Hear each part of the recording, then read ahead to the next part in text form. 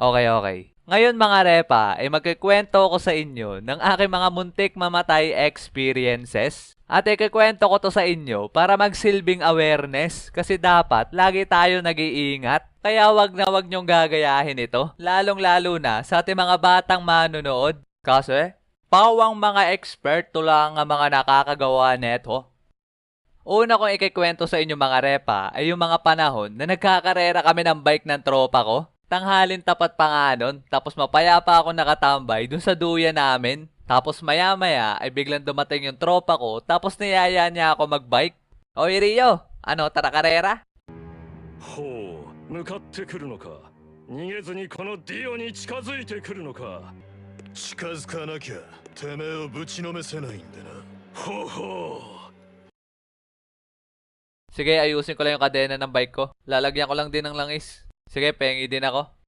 At pagkatapos ko maayos yung kadena ng bike ko at malagyan yung kadena namin ng langis na kinuha ko pa sa makina pantahin ng lola ko, ay dumiretsong punta na kami sa magiging starting line ng aming karera. At yun, ay sa tapat ng bahay ko. At ang magiging finish line namin ay doon sa may tindahan, sa may kalsada.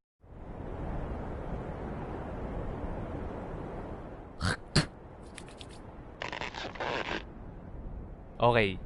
Isa, dalawa, tatlo! Talaga naman dalas-dali kaming dalawa sa pagpadyak. At kung sino matatalo ay manlilibre ng ice tubig. Ang pinakamasarap pa naman na pagkain o kaya naman inumin ay yung libre. Kaya kahit ice tubig lang yun ay para sa amin ay maglalasang Sprite yan, lalong-lalo na pag libre. Kaya naman hapit ako sa pagpedal nun para lang manalo.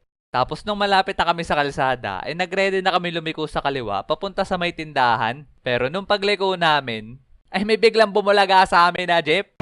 Dame da ne, dame yo, dame na yo. Walang Diyo, talaga naman sobrang gulat ko nun. Miski siguro si kamatayan ay nagulat ng mga panahon na yon. Buti na nga lang di ko natuluyan na liko yung manubela ko nun. Kaya nagdire-diretsong tawid lang ako ng kalsada papunta dun sa kabila. Pero yung tropa ko ay naaninag ko sa akin peripheral vision na napaliko siya sa kaliwa kasalubong ng jeep. Kabado 20 nga ako nun kasi baka na-ese kayo na yung tropa ko sa kabilang dimensyon. Pero buti na lang ay ligtas siya at hindi rin siya nahagip at nagdiretso lang siya doon sa may basurahan. Talaga naman katal kaming dalawa habang nagkwekwentuhan doon sa may tindahan sa mga nangyari. Kaya ang lesson sa story na to ay wag na wag kayo maglalaro malapit sa kalsada na merong madaming sasakyan na nadaan. At ugaliin nyo din tumingin muna sa kaliwa at kanan bago tumawid. Sunod ko naman ikikwento sa inyo mga repa ay yung mga panahon na naligo kami na mga tropa ko sa ilog.